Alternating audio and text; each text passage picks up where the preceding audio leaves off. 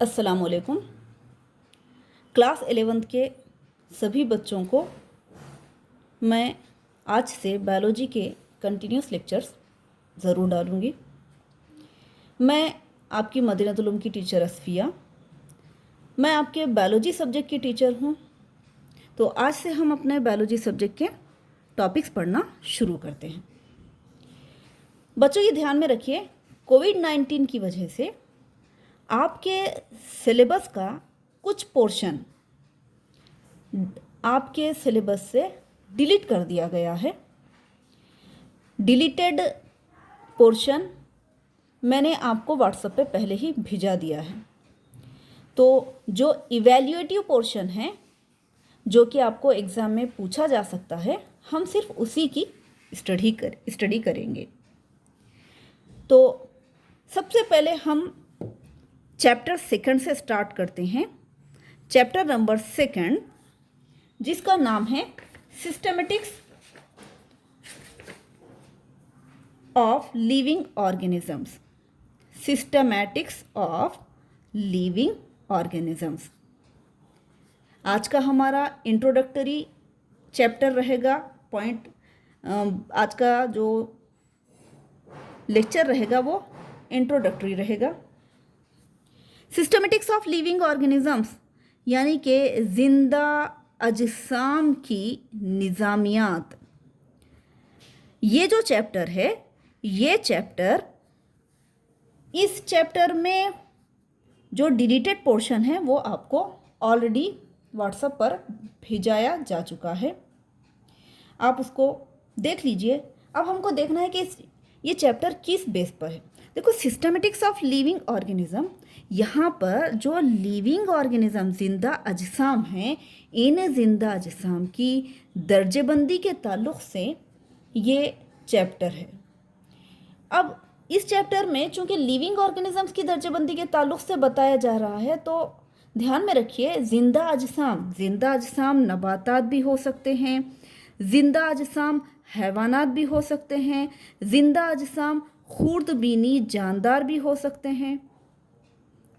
ये तमाम का शुमार जिंदा अजसाम में किया जाता है। अलग अलग साइंसदानों ने अपने अपने मंसूबाबंद तरीक़े से जानदारों की दर्जेबंदी के निज़ाम को पेश किया। जानदारों की दर्जेबंदी का सबसे मशहूर या एक्सेप्टेबल जो निज़ाम है, वो निज़ाम कहलाता है 5 किंगडम सिस्टम ऑफ क्लासिफिकेशन। हम डायरेक्ट हमारे पढ़ाई के टॉपिक पर आएंगे। जो नॉन इवैल्यूएटिव टॉपिक है उसको हम छोड़ देंगे, जो इवैल्यूएटिव टॉपिक है हम उनके बारे में पढ़ेंगे। तो आज हमको स्टार्ट करना है आर.एच. विट्टेकर नामी साइंसदान के ज़रिए जानदारों की दर्जेबंदी का 5 आलमी निज़ाम यानी कि 5 किंगडम सिस्टम ऑफ क्लासिफिकेशन जानदारों की दर्जेबंदी का 5 आलमी निज़ाम के बारे में, जिसको आर.एच. विट्टेकर नामी साइंटिस्ट ने पेश किया। इब्तिदा में जब जानदारों की दर्जेबंदी की गई थी, तब कार्लस लिन्नाइयस नामी साइंटिस्ट ने जानदारों की दर्जेबंदी सिर्फ और सिर्फ 2 अलहदा ग्रुहों में की थी। एक था पहला निज़ाम किंगडम प्लांटी यानी कि आलम नबातात। दूसरा निज़ाम था या दूसरा दर्जा किंगडम एनिमालिया, यानी कि यहाँ पर दूसरा आलम हैवानात बताया गया था। कार्लस लिन्नाइस ने दुनिया में मौजूद सारे जानदारों को सिर्फ 2 ही आलम में शुमार किया था, प्लांटी और एनिमालिया। प्लांटी में सारे नबातात और एनिमालिया में सारे हैवानात। लेकिन इस तरह की दर्जेबंदी जानदारों के दर्जेबंदी के लिए नाकाफ़ी थी। वजह क्या थी? वजह ये थी कि कुछ खुर्दबीनी अजसाम ऐसे हैं जिनका शुमार ना तो मुकम्मल तौर पर नबातात में होता है, ना ही मुकम्मल तौर पर हैवानात में होता है। ऐसे खुर्दबीनी अजसाम को ना ही मुकम्मल तौर पर आलम नबातात में शुमार कर सकते हैं, ना ही आलम हैवानात में शुमार कर सकते हैं। तो ऐसी कुछ ना कुछ मुश्किलात की वजह से जानदारों के 5 आलमी निज़ाम को पेश किया गया है, जिसे R.H. विट्टेकर ने पेश किया था। अब R.H. विट्टेकर ने अगर दुनिया में मौजूद सारे जानदारों को 5 मुख्तलिफ आलम में शुमार किया है, तो इस शुमार करने के लिए उसने कुछ क्राइटेरिया मुख्तस किया था। कौन सा क्राइटेरिया था? उसने ये देखा है कि दुनिया में मौजूद जो सारे जानदार हैं, ये जानदार का सेल ऑर्गेनाइजेशन क्या है। सेल ऑर्गेनाइजेशन का मतलब क्या है? खलवी तंजीम, यानी कि दुनिया में मौजूद जो जानदार हैं, ये जानदार प्रोकैरियोटिक पेशे नवाती खलिए से ताल्लुक़ रखते हैं या यूकैरियोटिक कामिल नवाती खलिए से ताल्लुक़ रखते हैं। ठीक है, ये पहला क्राइटेरिया जानदारों की दर्जेबंदी का जो R.H. विट्टेकर ने अपने तसव्वुर में लिया है कि जो भी जानदार को वो दर्जेबंद करने जा रहा है किसी आलम में, तब वो जानदार का सेल ऑर्गेनाइजेशन यानी खलवी तंजीम किस किस्म की है। वो खलिया पेशे नवाती है या कामिल नवाती है। ये पहला क्राइटेरिया। दूसरा क्राइटेरिया बॉडी ऑर्गेनाइजेशन, यानी कि जिस जानदार की दर्जेबंदी की जा रही है उसकी जिस्मानी साख्त की तंजीम क्या है। जिस्मानी तंजीम का मतलब ये है कि कोई भी जानदार, चाहे वो प्रोकैरियोटिक हो चाहे वो यूकैरियोटिक हो, वेदर इट इज़ यूनिसेलुलर, यानी कि क्या वो एक खलवी जिस्म रखता है, whether it is multi cellular, यानी कि क्या वो कसीर खलवी जिस्म रखता है। ये दूसरा क्राइटेरिया। पहला क्राइटेरिया सेल ऑर्गेनाइजेशन, दूसरा क्राइटेरिया बॉडी ऑर्गेनाइजेशन, तीसरा क्राइटेरिया था मोड ऑफ न्यूट्रिशन, तग़ज़िये का तरीक़ा। मोड ऑफ न्यूट्रिशन यानी कि तग़ज़िये का तरीक़ा, मतलब किसी भी जानदार की दर्जेबंदी किसी भी निज़ाम में करने के लिए ये ज़रूरी है कि इसका मोड ऑफ न्यूट्रिशन, तग़ज़िये का तरीक़ा क्या है। वो जानदार जो कि दर्जेबंद किया जाना है, वेदर इट इज़ ऑटोट्रॉफिक यानी कि ये खुद तग़ज़ई है, या हेटेरोट्रॉफिक यानी कि वो दिगर तग़ज़ई है, यानी अपनी ग़िज़ा खुद से तैयार करता है या अपनी ग़िज़ा के लिए दूसरों पर मुनहसिर है। चौथा क्राइटेरिया क्या था? चौथा क्राइटेरिया था लाइफ स्टाइल का मतलब क्या है? तर्ज़े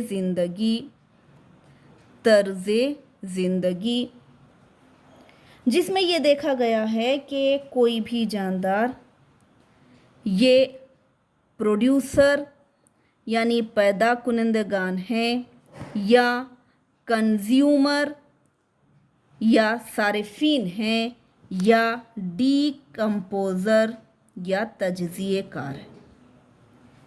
ठीक है, तो लाइफ स्टाइल में क्या देखा गया है कि किसी भी जानदार की दर्जेबंदी अगर एक मखसूस आलम में की जा रही है तो वो जानदार प्रोड्यूसर यानी अपनी ग़िज़ा ख़ुद से तैयार करता है, ग़िज़ा को प्रोड्यूस करता है, या कंज्यूम किसी और से ग़िज़ा को कंज्यूम करता है यानी कि वो सारिफीन में शुमार होता है, या डिकम्पोज़र यानी कि वो जानदार तज्ज़िये कार है।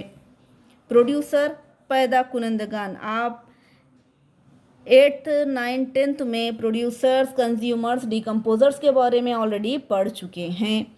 तो ध्यान में रखिए, ये था चौथा क्राइटेरिया। पांचवा क्राइटेरिया क्या था? पांचवा क्राइटेरिया जो कि जानदारों की दर्जेबंदी के लिए विटेकर ने पेश किया था वो था मोड ऑफ लोकोमोशन, हरकत का तरीक़ा। किसी भी जानदार की दर्जेबंदी के लिए ये देखा गया है कि वेदर इट इज़ मोटाइल यानी कि वो जानदार मुतहर्रिक है, या नॉन मोटाइल गैर मुतहर्रिक है, गैर मुतहर्रिक है। जानदार में हरकत करने की सलाहियत मौजूद है या जानदार बग़ैर हरकत वाला है। अगर हरकत करता है, मुतहर्रिक है, तो हरकत करने के लिए किस किस्म के आज़ा का वो इस्तेमाल करता है। तो आर.एच. विटेकर ने ये पांचों क्राइटेरिया कौन कौन से? सेल ऑर्गेनाइजेशन, खलवी तंजीम, बॉडी ऑर्गेनाइजेशन, जिस्मानी तंजीम, मोड ऑफ न्यूट्रिशन, तग़ज़िये के तरीक़ा, लाइफ स्टाइल, तर्ज़ ज़िंदगी, और लोकोमोशन यानी कि हरकत की बुनियाद पर, हरकत की बुनियाद पर, इस तरह से 5 क्राइटेरिया की बेस पर आर.एच. विटेकर ने जानदारों की दर्जेबंदी का 5 आलमी निज़ाम पेश किया है। 5 आलम कौन कौन से हैं? ठीक है, अब हम पढ़ेंगे कि 5 आलमी निज़ाम में, दर्जेबंदी के 5 आलमी निज़ाम 5 किंगडम सिस्टम ऑफ क्लासिफिकेशन में कौन कौन से आलम तजवीज़ किए गए हैं। चलिए अब हम 1 बाय 1 हर एक आलम के बारे में हमको पढ़ना है। पहला आलम है किंगडम मोनेरा। अब हमको हर एक के बारे में पढ़ना है, किंगडम मोनेरा। दूसरा आलम कहलाता है किंगडम प्रोटिस्टा। बच्चों ये इसके बारे में आप 9th में इस ताल्लुक़ से पढ़ चुके हैं। तीसरा आलम है किंगडम फंजाई। चौथा आलम है किंगडम प्लांटी, और 5वां आलम है किंगडम एनिमालिया। पहला आलम मोनेरा, दूसरा आलम प्रोटिस्टा, तीसरा आलम फपोंद, चौथा आलम नबातात, और 5वां आलम हैवानात। ठीक है, दुनिया में मौजूद सारे जानदार, चाहे वो खुर्दबीनी एक खलवी पेशे नवाती ही क्यों ना हो, इन तमाम जानदार खुर्दबीनी एक खलवी पेशे नवाती से लेकर कसीर खलवी जानदार तक के सारे जानदारों का शुमार इन 5 मुख्तलिफ आलमों में किया गया है। अब हमको हर एक आलम के बारे में 1 बाय 1 पढ़ना है। ठीक है, अब इन आलम के बारे में पढ़ने से पहले हम नेक्स्ट पीरियड में आलम मोनेरा के बारे में पढ़ेंगे, लेकिन इन आलम के बारे में पढ़ने से पहले कुछ बेसिक कंसेप्ट्स मैं आपके क्लियर करती चलूँ। जैसे प्रोकैरियोटिक या यूकैरियोटिक का क्या मतलब है। बच्चों ये आप अपने हाई स्कूल लेवल तक प्रोकैरियोटिक और यूकैरियोटिक के माने पढ़ चुके हैं। प्रोकैरियोटिक टर्म्स के बारे में समझिए। प्रोकैरियोटिक और यूकैरियोटिक। क्या मतलब है प्रोकैरियोटिक और यूकैरियोटिक? देखो बच्चों, लफ्ज़ कैरी ऑन ये एक ऐसा लातीनी लफ्ज़ है जिसके जो मरकज़े के लिए इस्तेमाल होता है, खलिए के अंदर मौजूद मरकज़ा। आज हम जानते हैं यूकैरियोटिक, यू के माने होते हैं सही यानी कि ट्रू, कैरी ऑन का मतलब हो गया मरकज़ा यानी न्यूक्लियस। एक वाज़े एक सही मरकज़ा अगर मौजूद हो तब ऐसा खलिया यूकैरियोटिक यानी कि कामिल नवाती खलिया कहलाता है। अब क्या मतलब है कामिल नवाती खलिया? देखो, कामिल नवाती खलिया का मतलब एक ऐसा खलिया जिसमें खलवी झिल्ली मौजूद है। सबसे बैरूनी झिल्ली कौन सी होती है? खलवी झिल्ली, जिसको हम इंग्लिश में प्लाज्मा मेम्ब्रेन कहते हैं। प्लाज्मा मेम्ब्रेन, सबसे बैरूनी झिल्ली प्लाज्मा मेम्ब्रेन, ठीक है। प्लाज्मा मेम्ब्रेन के अंदर एक बेरंग लसवंती जो मादा मौजूद है, इस बेरंग लसवंती मादे को साइटोप्लाज्म यानी कि खलिए माया कहते हैं। इस साइटोप्लाज्म में दरमियान में एक मरकज़ा मौजूद होता है, ठीक है। क्या मौजूद होता है? मरकज़ा, यानी इंग्लिश में इसको क्या बोलेंगे? न्यूक्लियस। मरकज़ा या न्यूक्लियस यहाँ पर मौजूद है। ये जो खलिए माया है, इस खलिए माए में कई मुख्तलिफ किस्म के खलवी हैवान से यानी कि सेल ऑर्गेनेल्स मौजूद होते हैं। सेल ऑर्गेनेल्स मौजूद हैं, जैसे फॉर एग्जांपल तवानिया, जिसको हम माइटोकॉन्ड्रिया या तवानिया कहते हैं, जो कि तवानाई का घर माइटोकॉन्ड्रिया है। दरून माए का जाल एंडोप्लाज्मिक रेटिकुलम, इसको बोलेंगे दरून माया जाल। दरून माए का जाल endoplasmic reticulum. Lysosomes, ribosomes, Golgi अजसाम वगैरह वगैरह मुख्तलिफ किस्म के खलवी हैवान से, और हर खलवी हैवान से के मुख्तलिफ अफ़ाल। अब बच्चों ये ध्यान में रखिए, एक कामिल नवाती खलिए के खलिए माए में ये मुख्तलिफ किस्म के खलवी हैवान से कैसे मौजूद हैं, कैसे ज़ाहिर होते हैं?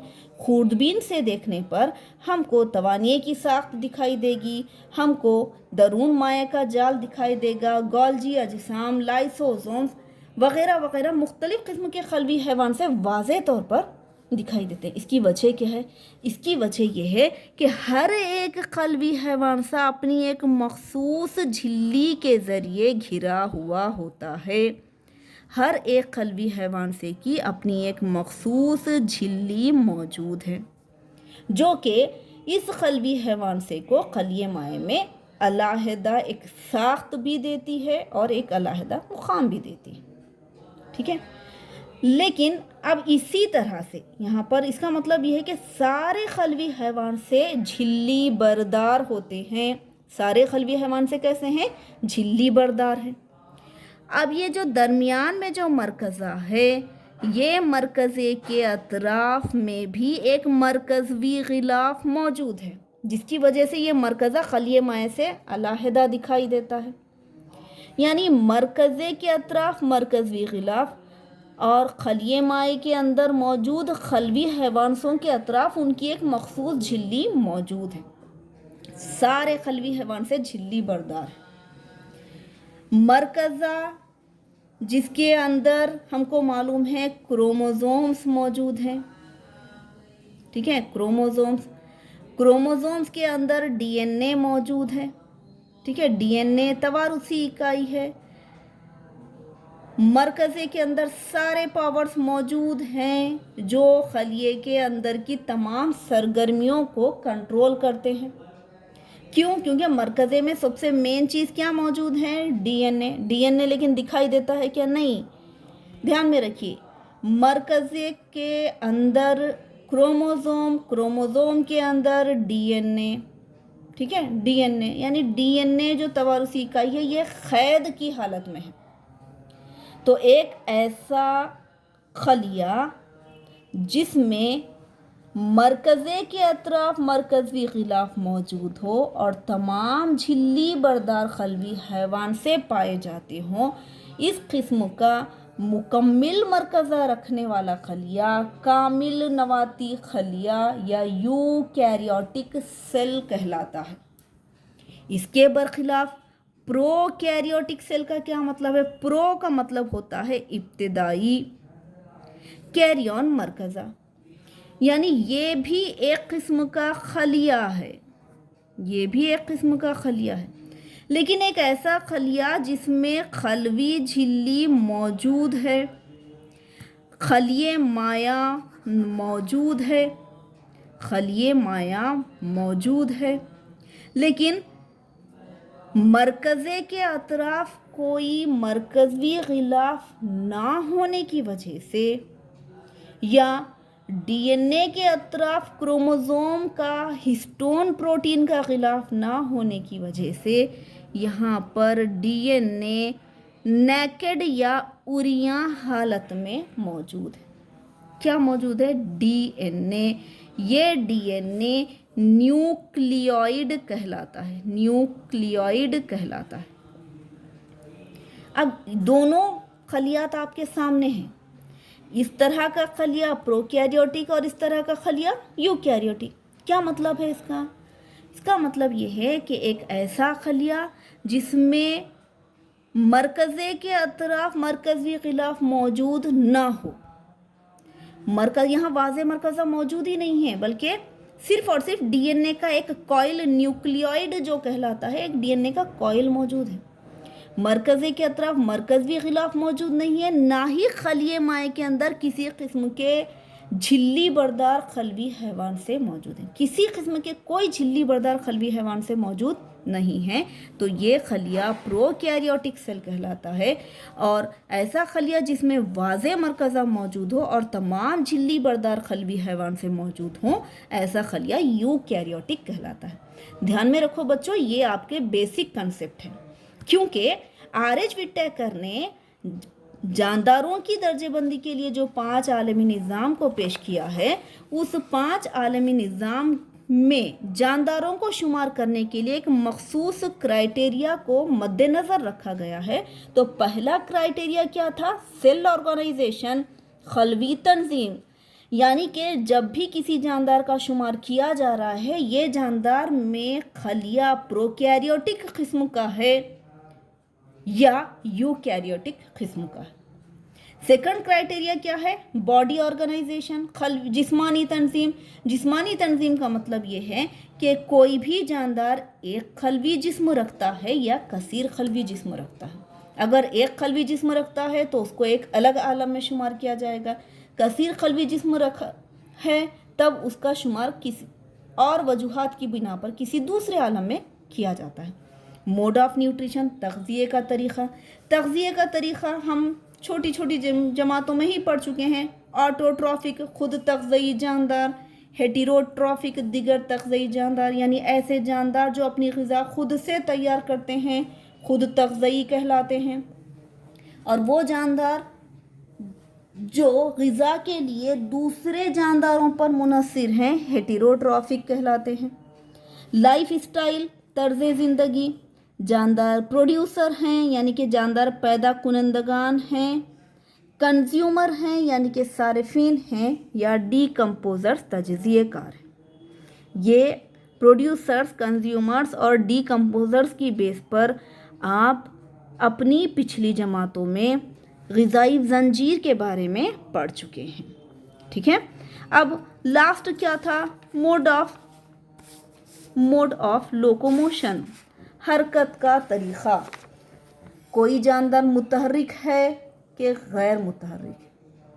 तो मुतहर्रिक जानदारों का शुमार मुतहर्रिक है, तो इनमें हरकत करने वाले आज़ा कौन से हैं? गैर मुतहर्रिक हैं। तो इनका शुमार किस आलम में किया जाना चाहिए? ठीक है। तो नेक्स्ट पीरियड में आर.एच. विट्टेकर के ज़रिए शाये करदा 5 आलमी निज़ाम में हम पहले आलम मोनेरा और इस आलम में शुमार करदा जानदारों की कौन सी खुसूसियात हैं उनके बारे में पढ़ेंगे। इंशाअल्लाह नेक्स्ट पीरियड बहुत जल्द ही आपके सामने भेजा जाएगा। जब तक के लिए अल्लाह हाफिज़।